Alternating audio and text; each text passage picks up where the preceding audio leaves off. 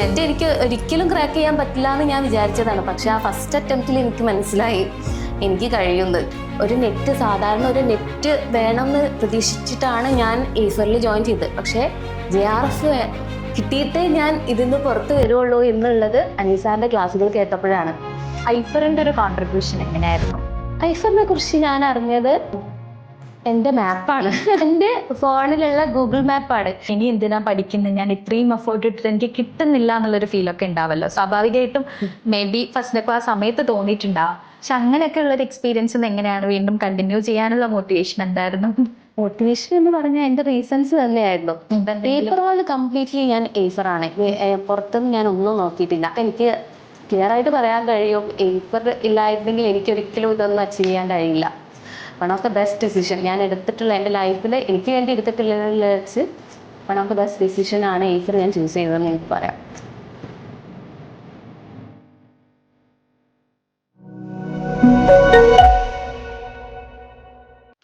Hello everyone, തുടർച്ചയായിട്ട് 6ാമത്തെ തവണയും കേരളത്തിൽ UGC നെറ്റ് റിസൾട്ട്സിൽ ഒന്നാമതായിട്ടുള്ള ഐഫറിൻ്റെ വിജയികളെ പരിചയപ്പെടുന്ന പ്രോഗ്രാമാണ്. എല്ലാവരെയും ഇതിലേക്ക് വെൽക്കം ചെയ്യുന്നു. UGC നെറ്റ് എക്സാം എന്ന് പറയുമ്പോൾ നമുക്കറിയാം നാഷണൽ ലെവലിലുള്ളൊരു എക്സാമാണ്. അതിൻ്റേതായിട്ടുള്ള ഡിഫിക്കൽട്ടി പല സബ്ജക്ട്സിലും അതിനുണ്ട്. അതുപോലെ തന്നെ നമ്മൾ പഠിക്കാതിരിക്കാൻ എല്ലാവരും ഒരുപാട് എക്സ്ക്യൂസസ് പറയാറുണ്ടല്ലേ. അതിൽ പ്രധാനപ്പെട്ട കാരണം ഒന്ന് മദറാണ്, സമയമില്ല എന്നുള്ളതായിരിക്കും, അല്ലെങ്കിൽ PG കഴിഞ്ഞിട്ട് ഒരുപാട് ഗ്യാപ്പ് ഉണ്ട് എന്നുള്ളതായിരിക്കും, അല്ലെങ്കിൽ സബ്ജക്റ്റ് പഠിച്ചത് ഡിസ്റ്റൻ്റ് ആയിട്ടാണെന്നുള്ള ഒരുപാട് ബുദ്ധിമുട്ടുകളൊക്കെ നമ്മൾ എക്സ്ക്യൂസ് ആയിട്ട് പറയാറുണ്ട്. അപ്പോൾ ഇന്ന് എൻ്റെ കൂടെ ഉള്ളത് നമ്മളുടെ ഇംഗ്ലീഷ് സബ്ജക്റ്റിൽ ഐഫറിൻ്റെ കൂടെ പഠിച്ചിട്ട് JRF നേടിയിട്ടുള്ള ഫസ്നയാണ്. ഞാൻ ഈ പറഞ്ഞ ചാലഞ്ചസ് ഒക്കെ ആൾക്ക് ഉണ്ടായിരുന്നു എന്നുള്ളതാണ് ഏറ്റവും വലിയ പ്രത്യേകതയായിട്ട് തോന്നുന്നത്. ഒന്നാമത് പറഞ്ഞ കാര്യമെന്ന് പറയുന്നത് ഒരു മദറാണ്. അതുപോലെ തന്നെ PG പഠിച്ചിട്ടുള്ളത് ഡിസ്റ്റൻ്റ് ആയിട്ടാണ്.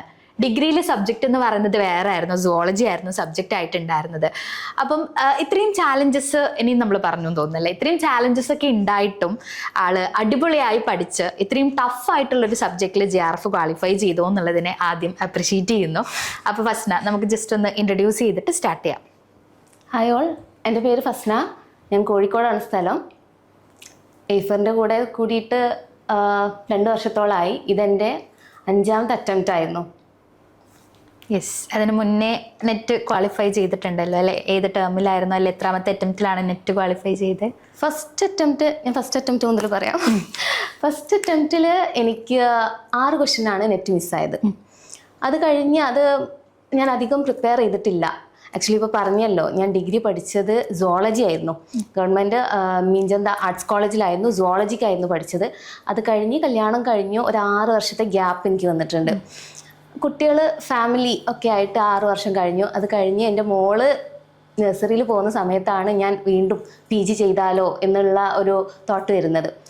അങ്ങനെ ഞാൻ PGക്ക് നോക്കിയപ്പോൾ എനിക്ക് റെഗുലറായിട്ട് പോകാനുള്ള ഒരു സാഹചര്യം ഇല്ലേനൊന്ന്. അപ്പം ഞാൻ പിന്നെ ചിന്തിച്ചത് ഡിസ്റ്റൻസ് ആയിട്ട് എന്തുകൊണ്ട് ചെയ്തുകൂടാ. അങ്ങനെ ഞാൻ ഡിസ്റ്റൻസിനെ കുറിച്ച് തിരഞ്ഞു പോയപ്പോൾ അപ്പം എനിക്ക് മനസ്സിലായി സയൻസ് സബ്ജക്റ്റ് കിട്ടൂല, ഡിസ്റ്റൻസ് ആയിട്ട് കിട്ടൂല എന്ന്. അപ്പോൾ പിന്നെ എൻ്റെ മുന്നിലുണ്ടായിരുന്ന ഓപ്ഷൻസ് ഇംഗ്ലീഷ്, അറബി, മലയാളം ആകെ അതേ ഉള്ളൂ. കമ്മ്യൂണിക്കേറ്റീവ് ഇംഗ്ലീഷിൽ കുറച്ചുകൂടി എനിക്ക് അതിനോട് പാഷനേറ്റ് ആയതുകൊണ്ടാണ് ഞാൻ ഇംഗ്ലീഷ് ചൂസ് ചെയ്തത് അന്ന്. യെസ്, അത് താല്പര്യത്തോടായിരുന്നോ അതോ ഈ പറഞ്ഞ പോലെ സയൻസിൽ അത് കിട്ടുന്നില്ല എന്നുള്ളത് കൊണ്ട് എടുത്തതായിരുന്നോ? സയൻസിൽ കിട്ടൂല, ഡിസ്റ്റൻസ് ആയിട്ട് കിട്ടുന്നില്ല. പിന്നെ എനിക്ക് മുന്നിലുള്ള ഓപ്ഷൻസ് ഇതായിരുന്നു. അറബിയും മലയാളവും ഇത് വെച്ച് കമ്പയർ ചെയ്യുന്ന സമയത്ത് എനിക്ക് ടഫായിട്ട് തോന്നി. ഇതും നമ്മൾ ഡേ ടു ഡേ യൂസ് ചെയ്യുന്നതാണല്ലോ എന്നുള്ള ആകെയുള്ള ആ ഒരു ആശ്വാസത്തിലായിരുന്നു ഞാൻ MAക്ക് ഇത് ചൂസ് ചെയ്തത്. അങ്ങനെ ഞാൻ ഇഗ്നോയിലെടുത്തു. ആൻഡ് ഇഗ്നോയിലെടുത്ത സമയത്ത് എൻ്റെ കിളി പറന്നു പോയ സമയമായിരുന്നു. അപ്പോൾ നമ്മൾ ഇഗ്നോയിലെടുത്ത ചെയ്തവർക്ക് അറിയാം, നമുക്ക് കുറച്ച് കഴിഞ്ഞാൽ ടെക്സ്റ്റ് ബുക്കുകൾ വരും. ടെക്സ്റ്റ് ബുക്ക് വരുമ്പം എനിക്കൊരു ബണ്ടിൽ ടെക്സ്റ്റ് ബുക്ക് വന്നു. അങ്ങനെ 4 ടെക്സ്റ്റുകളായിരുന്നു അതിലുണ്ടായിരുന്നത്. അപ്പം ഞാൻ വിചാരിച്ചു 4 പേപ്പറാണ് ഫസ്റ്റ് ഇയർ പറഞ്ഞത്. അപ്പോൾ ഇത് 4 പേപ്പറിൻ്റെ ഉള്ള ബുക്സാണ്. അങ്ങനെ അത് അൺബോക്സ് ചെയ്ത് നോക്കിയപ്പോഴാണ് ഫസ്റ്റ് ബ്രിട്ടീഷ് പോയട്രി, അടുത്തതും ബ്രിട്ടീഷ് പോയട്രി, അടുത്തതും ബ്രിട്ടീഷ് പോയട്രി, 4 ടെക്സ്റ്റും ബ്രിട്ടീഷ് പോയട്രി. അപ്പോഴാണ് എൻ്റെ കിളികളൊക്കെ പറഞ്ഞു പോയി, ഇത്രയും തോനെ ഒരു പേപ്പറിൽ തന്നെ പഠിക്കാനുണ്ടോ? അതും ഞാൻ ഡിസ്റ്റന്റ് ആയിട്ട് പഠിക്കണം. ഞാൻ സുവോളജി പഠിച്ചതാണ്, എനിക്ക് ആ ബേസ് ലെവൽ മാത്രമേ ഉള്ളൂ ഇംഗ്ലീഷിൽ. അങ്ങനെ അടുത്ത ബണ്ടിൽ വന്നു, അടുത്ത ടെക്സ്റ്റ് ബുക്കുകൾ വന്നു. അങ്ങനെ ഏതായാലും ഞാൻ പഠിച്ചു തുടങ്ങി. അതിന് നമുക്ക് ഇഗ്നോയില് കോണ്ടാക്ട് ക്ലാസ്സുകളും ഉണ്ടാവില്ല. ഫുള്ള് യൂട്യൂബുകൾ പിന്നെ ഒറ്റയ്ക്ക് ഇരുന്ന് പഠിക്കാന്നുള്ളതും. ഒറ്റയ്ക്ക് ഇരുന്ന് പഠിക്കാന്നുള്ളതേനു. അങ്ങനെ ഒറ്റയ്ക്കാണ് പഠിച്ചത്. 2 വർഷം കൊണ്ട് അൽഹംദുലില്ലാ അങ്ങനെ അത് പാസ്സായി. യെസ്, പഠിക്കണം എന്നുള്ളൊരു ആഗ്രഹമാണല്ലേ? അതല്ല ഇപ്പൊ എന്തായാലും ഒരു PG ചെയ്യണം എന്നുള്ള ആഗ്രഹമാണ്. ആ ഒരു സബ്ജക്ട്, ഡിഗ്രി സബ്ജക്ട് നിന്ന് ഡൈവേർട്ട് ചെയ്ത് ലിറ്ററേച്ചറിലേക്ക് എത്തുന്നു. ആ ലിറ്ററേച്ചറിൽ അത് ഒരു ബേസും ഇല്ലാതെ ലിറ്ററേച്ചർ പഠിച്ചിട്ട് അതിൽ എന്താ പറയുക, നാഷണൽ ലെവലിൽ നോക്കുമ്പോൾ ഏറ്റവും ഹയർ ക്വാളിഫിക്കേഷൻ ഏൺ ചെയ്യുന്നു. ചില്ലറ കാര്യമെല്ലാം നേടിയിട്ടുള്ളത്. അതിൽ ഒരുപാട് എഫേർട്ടും സാക്രിഫൈസസും ഒബ്വിയസ്ലി അതിലുണ്ടാവും. അതിൽ ഒന്നാമത്തേത് ഐഫറിന്റെ ഒരു കോൺട്രിബ്യൂഷൻ എങ്ങനെയായിരുന്നു? ഐഫറിനെ കുറിച്ച് ഞാൻ അറിഞ്ഞത് എൻ്റെ മാപ്പാണ്. എൻ്റെ ഫോണിലുള്ള ഗൂഗിൾ മാപ്പാണ്. ഞാൻ ഡിസ്റ്റൻസ് ആയിട്ട് PG കഴിഞ്ഞതിന് ശേഷം, പാസ് ഔട്ട് ആയതിന് ശേഷം ഞാൻ വിചാരിച്ചു ഇനി എനിക്ക് ഒരിക്കലും ഓൺലൈനായിട്ട് പഠിക്കാൻ കഴിയില്ല. എനിക്ക് എന്തായാലും ഓഫ്ലൈനായിട്ട് ക്ലാസ്സുകൾ കിട്ടണം. കാരണം എനിക്ക് PG ചെയ്ത ആ ഒരു എക്സ്പീരിയൻസ് ഉണ്ടല്ലോ. അങ്ങനെയാണ് ഞാൻ നോക്കിയത്. ഞാൻ offline net coaching centres near me അതാണ് ഞാൻ അടിച്ചത്. അതിലൊരുപാടെണ്ണം വന്നു. അതിലേക്കെല്ലാം ഞാൻ കോൾ ചെയ്തു. അങ്ങനെ അതിലൊന്നായിരുന്നു ഐഫറും. ഓഫ്ലൈൻ അടിച്ചപ്പോൾ ഐഫർ കിട്ടിയോ? കിട്ടി. അങ്ങനെ ഞാൻ ഐഫറിലേക്ക് വിളിച്ചു. അപ്പോൾ അവർ കുറച്ച് കാര്യങ്ങളൊക്കെ പറഞ്ഞു. അങ്ങനെ ഫീസും കാര്യങ്ങളൊക്കെ പറഞ്ഞപ്പോൾ ഞാൻ എല്ലായിടത്തും ഒന്ന് പോയി നോക്കാമെന്ന് വിചാരിച്ച്. അങ്ങനെ ഞാൻ ഐഫറിൻ്റെ ഓഫീസിലും പോയി. അവിടെ എത്തിയപ്പോൾ ഞാൻ കൺവിൻസ്ഡ് ആയി. അവരുടെ എല്ലാ കോഴ്സ് ഫീച്ചേഴ്സും എല്ലാം എനിക്ക് പറഞ്ഞു തന്നപ്പം ഓഫ്ലൈനായിട്ട് വേണമെന്ന് നിർബന്ധം പിടിച്ച് ഞാൻ ഓൺലൈനായിട്ട് ചെയ്യാമെന്നുള്ളത് കോഴ്സ് ഫീച്ചേഴ്സ് കണ്ടപ്പോൾ ഞാൻ കൺവിൻസ്ഡ് ആയി. അതാണ് അതിലുള്ള പോയിന്റ്. അങ്ങനെ ഞാൻ പഠിക്കാൻ തുടങ്ങി. പക്ഷേ PG ചെയ്തതുപോലെയല്ല നെറ്റ് എക്സാം. അതെനിക്ക് മനസ്സിലായി. കാരണം PGക്ക് പഠിക്കുന്നതിൻ്റെ എത്രയോ കൂടുതൽ നമ്മൾ നെറ്റിന് പ്രിപ്പയർ ചെയ്യേണ്ടതുണ്ട്. അതിൽ ഫസ്റ്റ് അറ്റംപ്റ്റിൽ എനിക്ക് കുറച്ചുകൂടി ഈസി ആയിട്ട് തോന്നിയത് പേപ്പർ 1 ആണ്. ആൻഡ് അതിൻ്റെ ഏറ്റവും ഇമ്പോർട്ടൻ്റ് ആയിട്ടുള്ളത് അനി സാറിൻ്റെ ക്ലാസ്സുകളാണ്. സാധാരണ ഒരു നെറ്റ് വേണമെന്ന് പ്രതീക്ഷിച്ചിട്ടാണ് ഞാൻ ഐഫറിൽ ജോയിൻ ചെയ്തത്. പക്ഷേ JRF കിട്ടിയിട്ടേ ഞാൻ ഇതിന്ന് പുറത്ത് വരുള്ളൂ എന്നുള്ളത് അനി സാറിൻ്റെ ക്ലാസ്സുകൾ കേട്ടപ്പോഴാണ്. ആൻഡ് ഫസ്റ്റ് അറ്റംപ്റ്റ് ഞാൻ ചെയ്തു. അന്ന് ഞാൻ അധികം പഠിച്ചിരുന്നില്ല. ഞാൻ പേപ്പർ 1 മാത്രമേ അധികം നോക്കിയിട്ടുള്ളൂ. കാരണം എനിക്ക് അനിസാറിൻ്റെ ക്ലാസ്സുകളായത് അത്രയും ഇഷ്ടപ്പെട്ടത്. അങ്ങനെ പോയി അത് എഴുതിയപ്പോഴാണ് നെറ്റ് ഒബ്വിയസ്ലി എന്തായാലും ഞാൻ ക്വാളിഫൈ ചെയ്യില്ല എനിക്ക് ഉറപ്പായിരുന്നു. 6 ക്വസ്റ്റ്യൻ ആയിരുന്നു അന്ന് എനിക്ക് നെറ്റ് മിസ്സായത്. അപ്പോഴാണ് ഞാൻ തന്നെ വണ്ടറായി പോയത്. കാരണം ഇത്രയും പഠിക്കാതെ 6 മാർക്കിനാണ് എനിക്ക് നെറ്റ് മിസ്സായത്. അപ്പോൾ കുറച്ചുകൂടി ഒന്നുകൂടി നോക്കിയിരുന്നെങ്കിൽ നെറ്റ് കിട്ടും. അങ്ങനെ ഞാൻ അടുത്ത അറ്റംപ്റ്റിൽ നോക്കി. ഐഫറിൽ എക്സ്റ്റൻഷൻ എടുത്തു. നോക്കിയപ്പോൾ എനിക്ക് PhD ആണ് ക്വാളിഫൈ ചെയ്യാൻ കഴിഞ്ഞത്. ഭയങ്കര സങ്കടമായിട്ടോ. അത് കഴിഞ്ഞ് ഒന്നുകൂടി ഞാൻ ശ്രമിച്ചു. അപ്പോൾ എനിക്ക് നെറ്റ് കിട്ടി. പക്ഷെ അതിൽ ഏറ്റവും സങ്കടമായിട്ടുള്ള കാര്യം എന്താണെന്ന് വെച്ചാൽ 2 ക്വസ്റ്റ്യനാണ് എനിക്ക് JRF മിസ്സായത്. 3ാമത്തെ എൻ്റെ അറ്റംപ്റ്റിൽ ഞാൻ വീണ്ടും ട്രൈ ചെയ്തു. വീണ്ടും നെറ്റായിരുന്നു. And this was my last attempt, 5th attempt. And ഇതിലെനിക്ക് JRF ക്വാളിഫൈ ചെയ്യാൻ കഴിഞ്ഞു. ആൻഡ് JRF അത് തന്നെ 174 ആയിരുന്നു കട്ട് ഓഫ്. എനിക്ക് 182 ഉണ്ടായിരുന്നു. And I M so happy. അല്ല, ഇത്രയും നാളത്തെ ഒരു അറ്റംപ്റ്റും ആ ഒരു എക്സ്പീരിയൻസ് ഒക്കെ തന്നെയാണ് ഇതിലേക്ക് എത്തിച്ചിട്ടുണ്ടാവുക. കാരണം ഈ പറഞ്ഞ പോലെ ഒരു 2 ക്വസ്റ്റ്യൻ മിസ്സാവാന്നൊക്കെ പറയുമ്പോൾ പല സ്റ്റുഡൻസും പറയുന്നത് കേട്ടിട്ടുണ്ട്, എനിക്കിത് പറ്റൂല, അതായത് മിസ്സായല്ലോ, അപ്പോൾ പിന്നെ ഇനി എന്തിനാ പഠിക്കുന്നത്, ഞാൻ ഇത്രയും എഫേർട്ട് ഇട്ടിട്ട് എനിക്ക് കിട്ടുന്നില്ല എന്നുള്ളൊരു ഫീലൊക്കെ ഉണ്ടാവല്ലോ. സ്വാഭാവികമായിട്ടും മേ ബി ഫസ്റ്റിനൊക്കെ ആ സമയത്ത് തോന്നിയിട്ടുണ്ടാവും. പക്ഷെ അങ്ങനെയൊക്കെ ഉള്ളൊരു എക്സ്പീരിയൻസ് എങ്ങനെയാണ് വീണ്ടും കണ്ടിന്യൂ ചെയ്യാനുള്ള മോട്ടിവേഷൻ എന്തായിരുന്നു? മോട്ടിവേഷൻ എന്ന് പറഞ്ഞാൽ എൻ്റെ റീസൺസ് തന്നെയായിരുന്നു. കാരണം ഞാൻ ഡിഗ്രി കഴിഞ്ഞിട്ട് എനിക്കൊരു 6 വർഷത്തെ ഗ്യാപ്പ് വന്നിട്ടുണ്ട്. അതിൽ എന്നെ ഏറ്റവും വിടാതെ കൂടിയ ആ ഒരു ചിന്ത എന്ന് വെച്ചാൽ ഒരുപാട് ഡ്രീംസ് ഉണ്ടായിരുന്നു. ഒന്നും ആവാതെ ഡിഗ്രി കഴിഞ്ഞ് വീട്ടിലിരിക്കുക എന്നുള്ളത് അത് ഇരുന്നവർക്ക് മനസ്സിലാകും. അങ്ങനെ ഒരു ചിന്തയിൽ നിന്നാണ് ഞാൻ ഡിസ്റ്റൻസ് ആയിക്കോട്ടെ, ഡിസ്റ്റൻസ് ആയാലും PG ചെയ്യാം, എന്നിട്ട് എന്തെങ്കിലും ചെയ്യാം എന്നുള്ള അതിൽ നിന്നാണ് ഞാൻ PG എടുത്തത്. നെറ്റ് ക്വാളിഫൈ ചെയ്തു. ഇപ്പോൾ JRF കിട്ടി. അല്ല, ഈ പറഞ്ഞതുപോലെ ഡിഗ്രി കഴിഞ്ഞ ആ ഒരു 6 ഇയർ ഗ്യാപ്പിൽ നമ്മൾ വിചാരിക്കുക എന്ത് ഡ്രീം ഉണ്ടെങ്കിലും നമ്മൾ ആ ഒരു ഗ്യാപ്പ് അവിടെ ഉണ്ട് എന്നുള്ള സംഗതികളാണ്. പക്ഷെ അത് കഴിഞ്ഞ് PG കഴിയുന്നു, JRF കിട്ടുന്നു, അടുത്തതിന് PhD ജേർണിയിലേക്ക് പോകുന്നു എന്നുള്ളത് ചെറിയ കാര്യമല്ലല്ലോ. അപ്പം എല്ലാവർക്കും അറിയാനുള്ളൊരു ക്യൂരിയോസിറ്റി ആയിട്ട് എനിക്ക് പലപ്പോഴും ഫീൽ ചെയ്തിട്ടുള്ളത്, ഇപ്പം നമ്മളുടെ ഗ്രൂപ്പുകളിൽ തന്നെ ഉള്ള ഡിസ്കഷൻസ്, സിലബസ് ഉണ്ട്. ഒന്നാമത് ഇംഗ്ലീഷിൻ്റെ സിലബസിൻ്റെ ഒരു പ്രത്യേകത എന്ന് പറഞ്ഞു കഴിഞ്ഞാൽ വേൾഡ് ലിറ്ററേച്ചർ എന്ന് പറഞ്ഞാൽ എവിടെ നിന്ന് എന്തും ചോദിക്കാം എന്നുള്ളൊരു കേസാണ്. അപ്പം അങ്ങനെ വരുന്ന സമയത്ത് എങ്ങനെയായിരുന്നു ഇംഗ്ലീഷ് ആ ഒരു സബ്ജക്റ്റിനെ എങ്ങനെയാണ് പഠിച്ചിട്ടുണ്ടായിരുന്നത്. എസ്പെഷ്യലി വെൻ നമുക്ക് അസേർഷൻ റീസൺ പോലുള്ള ക്വസ്റ്റ്യൻസ് ഒക്കെ നല്ല കൺഫ്യൂസിങ് ആണ്, നമ്മൾ ഉദ്ദേശിക്കുന്ന ആൻസറേ ആയിരിക്കില്ല. തോന്നുന്നു ഇംഗ്ലീഷ് സബ്ജക്റ്റിൽ ഒരുപാട് കയറി വന്നിട്ടുണ്ട്, എല്ലാവരും ഒരു വില്ലനായിട്ട് കാണുന്നൊരു ഏരിയയും കൂടാണ് അസേർഷൻ റീസൺ. അപ്പം അതൊക്കെ എങ്ങനെയാണ് എക്സാം ഹോൾ മാനേജ്മെന്റ് ആണെങ്കിലും അല്ലെങ്കിൽ എങ്ങനെയായിരുന്നു ആ ഒരു പ്രിപ്പറേഷൻ്റെ ജേർണി? ഇത്തവണ ഈ എൻ്റെ 5th അറ്റംപ്റ്റിൽ ഞാൻ ഫോക്കസ് ചെയ്തത് PYQs ആണ്. എല്ലാ ടീച്ചേഴ്സും പറയുന്നതാണ് PYQs റിപ്പീറ്റ് ചെയ്യില്ല, ഇംഗ്ലീഷിന് PYQs റിപ്പീറ്റ് ചെയ്യില്ല എന്ന് പറയുന്നതാണ്. പക്ഷേ PYQs നമ്മൾ എത്രത്തോളം അനലൈസ് ചെയ്യാം എന്ന് വെച്ചാൽ എത്രത്തോളം നമുക്ക് ഓരോ പാർട്ടും ഓരോ ഭാഗവും നമ്മൾ പഠിക്കണം എന്നുള്ളത് മനസ്സിലാകും. കാരണം ഇപ്പോൾ ഇംഗ്ലീഷ് തന്നെ എടുത്ത് പറയുകയാണെന്നുണ്ടെങ്കിൽ നമുക്ക് ബ്രിട്ടീഷ് ലിറ്ററേച്ചർ വരുന്നുണ്ട്, അമേരിക്കൻ വരുന്നുണ്ട്, ഇന്ത്യൻ, ഒരുവിധം എല്ലാം, നോൺ യൂറോപ്യൻ വരുന്നുണ്ട്, പോസ്റ്റ് കൊളോണിയൽ എല്ലാം വരുന്നുണ്ട്. അതിൽ ഏറ്റവും ഇമ്പോർട്ടൻ്റ് ആയിട്ടുള്ളത് നമുക്ക് ബ്രിട്ടീഷ് ലിറ്ററേച്ചറാണ്. അതിൽ തന്നെ ഇമ്പോർട്ടൻ്റ് ആയിട്ടുള്ള ലിറ്റററി പീരിയഡ്സ് ഉണ്ട്. അപ്പോൾ എൻ്റെ പ്രിപ്പറേഷൻ, എൻ്റെ സ്ട്രാറ്റജി എന്ന് പറയുന്നത് ഞാൻ PYQ ബേസ് ചെയ്തിട്ടാണ് പഠിച്ചത്.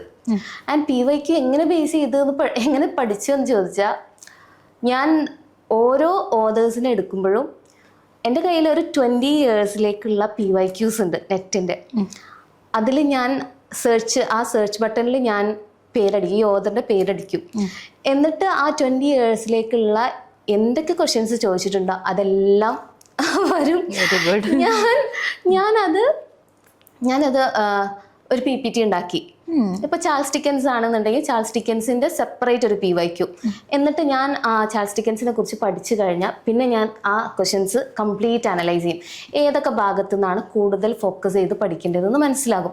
അങ്ങനെ ഓരോ പീരിയഡ്സും ഞാൻ പഠിച്ചിട്ടുണ്ട്, ഓരോന്നും അനലൈസ് ചെയ്തിട്ടുണ്ട്. നന്നായിട്ട് യൂസ്ഫുൾ ആയിട്ടുണ്ടാവില്ല. പറഞ്ഞ പോലെ PYQs റിപ്പീറ്റ് ചെയ്തില്ലെങ്കിലും ഇപ്പൊ ഒരു ഓതറിനെ കുറിച്ചാണെങ്കിൽ നമുക്ക് മനസ്സിലാവില്ല എത്രത്തോളം ഡെപ്തിൽ നമുക്ക് ചോദ്യം വരാം, അല്ലെങ്കിൽ ഏതൊക്കെ ഏരിയാസ് കവർ ചെയ്യണം. ഇപ്പൊ ഓതേഴ്സിൽ തന്നെ ഡിഫറെന്റ് രീതിയിൽ ചോദിക്കില്ല. പണ്ടൊക്കെ പറയാറുണ്ട് ടോമിന്റെ മുകളിൽ എഴുതി വെച്ചിട്ടുള്ള കോട്ട് പോലും ഇംഗ്ലീഷ് ക്വസ്റ്റ്യൻ പേപ്പറിൽ വരാറുണ്ട് എന്നൊക്കെ കേട്ടിട്ടുണ്ട്. അപ്പം അത്രത്തോളം ഡീപ്പായിട്ട് നമുക്ക് നോക്കണമെങ്കിൽ PYQ ഒരു ബേസ് തന്നെ ആണെന്നുള്ളൊരു കാര്യം ഉണ്ടല്ലോ. ആ ഒരു ടെക്നിക്ക് എനിക്ക് നന്നായിട്ട് ഇഷ്ടപ്പെട്ടു. എനിക്ക് തോന്നുന്നു പല ലിറ്ററേച്ചർ സ്റ്റുഡൻസും അറിയില്ല എന്ന് എനിക്ക് ഫീൽ ചെയ്തിട്ടുണ്ട്. ലൈക്ക് റാങ്ക് ഹോൾഡർ ആയിട്ടുള്ള പല സ്റ്റുഡൻസിനും ഈ ലിറ്ററേച്ചറിൽ നെറ്റ് ക്വാളിഫൈ ചെയ്യാൻ പറ്റാത്തതിൻ്റെ ഒരു ഇഷ്യൂ ഉണ്ട്. അതിന്റെ മെയിൻ റീസൺസ് ആയിട്ട് വരുന്നത് എങ്ങനെയെന്നുള്ളതിനെ കുറിച്ച് ഒരു ഐഡിയ ഇല്ല. എന്താണ് ക്വസ്റ്റ്യൻ ചോദിക്കുന്നത് എന്ന് അവർക്ക് മനസ്സിലാവാത്തതുകൊണ്ട്. കാരണം നമുക്ക് അത്രയും സിലബസ് അത്രയും വാസ്റ്റ് ആണ് നമ്മളത്.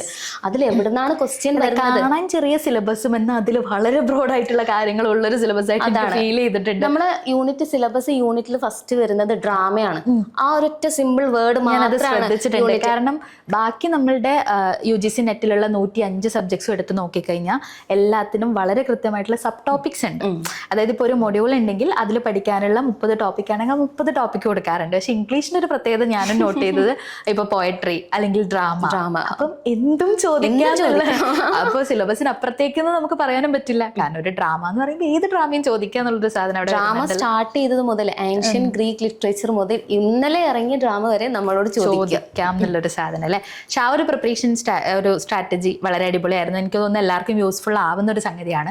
വേറെ എന്തെങ്കിലും അങ്ങനെ സെപ്പറേറ്റ് ആയിട്ട് ചെയ്തിട്ടുണ്ടോ? PYQs ഡിപ്പെൻഡ് ചെയ്തു, അതിനെ ബേസ് ചെയ്ത് പഠിച്ചു, കൂടുതൽ എന്താ പറയുക റെഫർ ചെയ്തു, അതിനപ്പുറത്തേക്ക് പിന്നെ സബ്ജക്റ്റിൽ വേറെ എന്തെങ്കിലും സ്ട്രാറ്റജി പറയാനുണ്ടോ?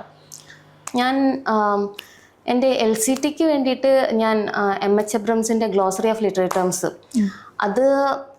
അതിൽ വളരെ എളുപ്പം എനിക്ക് അത് ഞാൻ റീഡ് ചെയ്യുമ്പോൾ എനിക്ക് തോന്നിയിട്ടുള്ളൊരു കാര്യം, ഇത് വെച്ചിട്ടാണ് ഒരു ക്വസ്റ്റ്യൻ ഇട്ടതെന്ന് വരെ എനിക്ക് തോന്നിയിട്ടുണ്ട്. ചിലപ്പോൾ അതുപോലെ ചോദിച്ചിട്ടുണ്ട്. അതുപോലെ ചോദിച്ചിട്ടുണ്ട്. കാരണം അതെങ്ങനെ ചെയ്യാം? വായിക്കുകയാണോ ചെയ്യാതോ എഴുതി വെക്കോ? എങ്ങനെയാണ് ചെയ്തിട്ടുണ്ടായത്? അതും എനിക്ക് ലാപ്പിലാണ്. എനിക്ക് സോഫ്റ്റ് കോപ്പി ആണ് അതുള്ളത്. അപ്പോൾ അതിലും എനിക്ക് സെർച്ച് ഓപ്ഷൻ ഉണ്ട്. ഞാൻ ന്യൂ ക്രിറ്റിസിസം ആണെന്നുണ്ടെങ്കിൽ ന്യൂ ക്രിറ്റിസിസം അടിച്ചു കൊടുത്താൽ ന്യൂ ക്രിറ്റിസിസത്തിന് കംപ്ലീറ്റ് വരും. അതിൽ ന്യൂ ക്രിറ്റിസിസം നമ്മൾ ഒരുപാട് പഠിക്കണം എന്നില്ല. അതിലെന്താണ് നമുക്ക് 1-2 പേജാണ് ന്യൂ ക്രിറ്റിസിസത്തിനെ കുറിച്ച് ഉണ്ടാവുള്ളൂ. അതിൽ ഇമ്പോർട്ടൻ്റ് ആയിട്ടുള്ള ക്രിറ്റിക്സിനെയാണ് അത് മെൻഷൻ ചെയ്യുള്ളൂ. അതുപോലെ അവർ എഴുതിയിട്ടുള്ള വർക്കുകളും അങ്ങനെ ഒരുപാട് ക്വസ്റ്റ്യൻസ് അതിൽ നിന്ന് ഞാൻ കണ്ടിട്ടുണ്ട്. ഓക്കെ, അത് നല്ല ഹെൽപ്ഫുൾ ആയിരിക്കും. എനിക്ക് തോന്നുന്നു പറഞ്ഞ 2 സ്ട്രാറ്റജിയും വളരെ അടിപൊളിയാണ്. വേറെ എന്തെങ്കിലും എക്സ്ട്രാ ആയിട്ട് പ്രിപ്പറേഷൻ? ഇപ്പൊ ലിറ്ററേച്ചറിന്റെ മാത്രമാണ് കേട്ടോ ഞാൻ ചോദിക്കുന്നത്. പേപ്പർ 1 നമുക്ക് വേറെ വരാം. പേപ്പർ 1 കംപ്ലീറ്റ്ലി ഞാൻ ഏഫറാണ്. പുറത്തുനിന്ന് ഞാൻ ഒന്നും നോക്കിയിട്ടില്ല. ഏഫറിന്റെ സ്റ്റഡി മെറ്റീരിയലും വീഡിയോസും മാത്രമാണ്. പക്ഷേ ഇംഗ്ലീഷ് നമ്മൾ പുറത്തുനിന്ന് എക്സ്ട്രാ റീഡിങ് മസ്റ്റാണ്. അത് ആ ഒരു തിരിച്ചറിവില്ലാത്തതും ആയിരിക്കാം പലർക്കും ക്വാളിഫൈ ചെയ്യാൻ പറ്റാത്തത്. ലൈക്ക് അതിലും നമ്മളൊരു എക്സ്ട്രാ എഫേർട്ട് ഇടണം എന്നുള്ളൊരു കാര്യമുണ്ട്. കാരണം എത്ര സിലബസ് 100 ആക്കി നമുക്ക് പറയാൻ പറ്റില്ല അല്ലേ? കാരണം ഈ ഒരു ബ്രോഡായിട്ട് ഇങ്ങനെ സിലബസ് ഉള്ളത് നമ്മൾ എങ്ങനെയാണ് കവർ ചെയ്യുക, കംപ്ലീറ്റ് ആക്കുക? പക്ഷേ ഒരു ബേസ് കിട്ടിയിട്ട് പിന്നെ നമ്മൾ എക്സ്ട്രാ റെഫർ ചെയ്യുക എന്നുള്ളൊരു കാര്യമാണ്.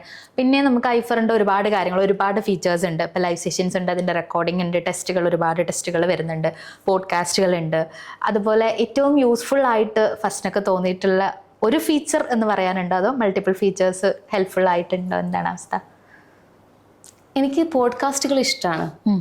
ഓരോ ദിവസവും പോഡ്കാസ്റ്റ്, നമ്മൾ എക്സാം എടുക്കുമ്പോൾ നമുക്ക് ഡെയിലി പോഡ്കാസ്റ്റുകൾ വരാറുണ്ട്.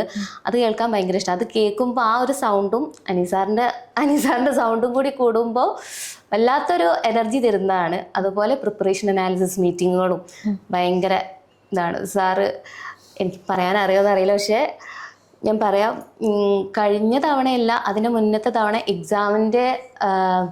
എക്സാമിൻ്റെ തലേന്ന് ഒരു പ്രിപ്പറേഷൻ അനാലിസിസ് മീറ്റിംഗ് വെച്ചിരുന്നു സാർ. ഒരുപാട് നേരമുള്ള ഒരു 2 മണിക്കൂറുള്ള സംഗതിയാണ്. അതിൽ ലാസ്റ്റ് എല്ലാം പറഞ്ഞ് നമുക്ക് തീരെ ഇനി എന്താ ചെയ്യേണ്ടത്, എക്സാമിൻ്റെ തലേ ദിവസം എന്ന് പറയുന്നത് നമ്മൾ കംപ്ലീറ്റ്ലി എംപ്റ്റി ആയിരിക്കുന്ന ഒരു സമയം ഉണ്ടാവുക. ആ സമയത്ത് സാറിൻ്റെ ഒരു മീറ്റിംഗ് കണ്ടാലും നമ്മൾ ഫുൾ ചാർജ് ആയിരിക്കും. അതാണ് അതിൽ സാർ എല്ലാം പറഞ്ഞ് നമ്മളിങ്ങനെ ചാർജ് ഇങ്ങനെ കംപ്ലീറ്റ് ആയി നിൽക്കുന്ന സമയത്ത് സാർ എന്ത് ചെയ്യും, സാറിൻ്റെ മോനെടുത്ത് വരും, എന്നിട്ട് സാർ ഹഗ് ചെയ്യും. സാർ ഹഗ് ചെയ്തിട്ട് പറയും,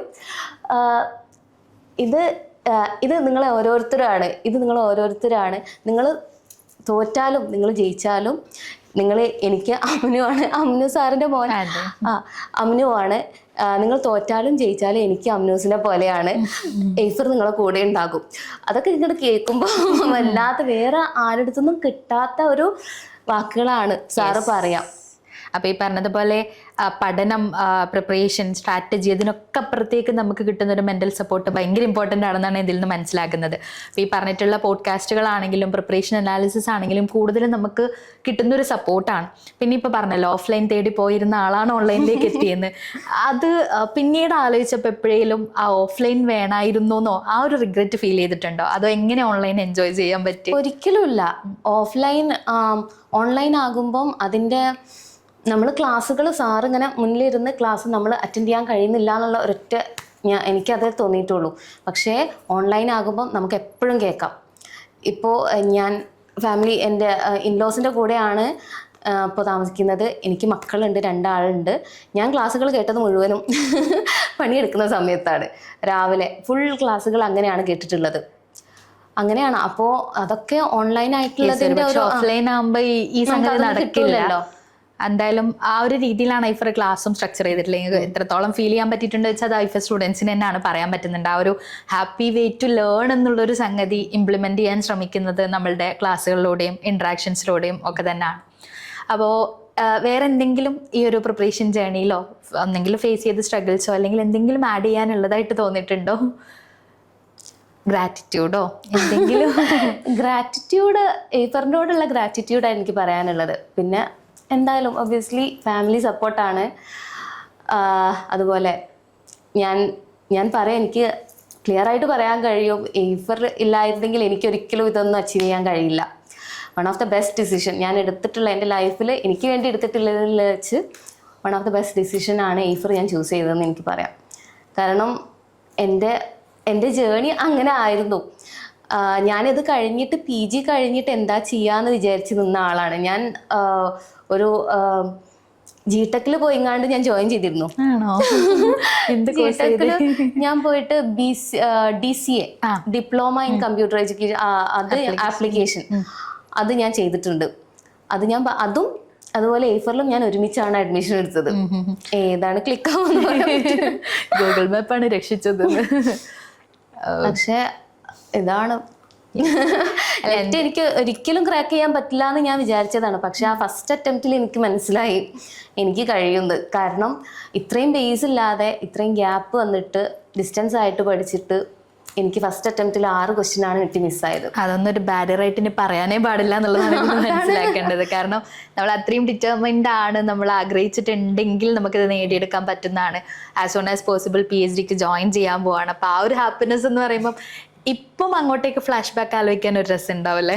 അത് കടന്നു പോകുന്ന സമയം ഭയങ്കര ബുദ്ധിമുട്ടായിരിക്കും, പക്ഷെ ഇപ്പൊ ഒന്ന് ഫ്ലാഷ് ബാക്ക് നോക്കുന്ന സമയത്ത് അത് ഭയങ്കര ഒരു സ്റ്റോറി ആയിട്ട് ഫീൽ ചെയ്യുന്നുണ്ടാവാം. അപ്പോൾ ഇതുപോലെ കഷ്ടപ്പെടുകയാണെങ്കിൽ നിങ്ങൾക്ക് എല്ലാവർക്കും കിട്ടുന്നത് മാത്രമാണ് ഈ പറഞ്ഞിട്ടുള്ള JRF ആണെങ്കിലും. എന്തെങ്കിലും ഇനി പ്രിപ്പയർ ചെയ്യുന്ന സ്റ്റുഡൻസിനോട് പ്രത്യേകിച്ച് എന്തെങ്കിലും പറയാനുണ്ടോ? ഡിഫറെന്റ് കാറ്റഗറിയിലുള്ള ആളുകളാവാം. നിങ്ങൾക്കൊരു അംബീഷൻ ഉണ്ടോ, നിങ്ങൾക്കൊരു ഗോൾ ഉണ്ടോ, നിങ്ങൾക്ക് റീസൺസ് ഉണ്ടോ, ആ ഒരു ഗോളിലേക്ക് എത്താനുള്ള റീസൺസ് ഉണ്ടോ, നിങ്ങൾ കഷ്ടപ്പെടുക, നിങ്ങൾ സ്മാർട്ട് വർക്ക് ചെയ്യുക. എയ്ഫറിൻ്റെ കൂടെ ആണെങ്കിൽ അങ്ങനെ സ്മാർട്ട് വർക്ക് ചെയ്യുക, നിങ്ങൾക്ക് എന്തായിട്ടും റിസൾട്ട് ഉണ്ടാകും. അത്രയേ ഉള്ളൂ. യെസ്, ഇനി അങ്ങോട്ടുള്ള ജേണിയിലും ഇതുപോലെ അടിപൊളിയായിട്ട് പോകാൻ പറ്റട്ടെ. All the very best. Thank U.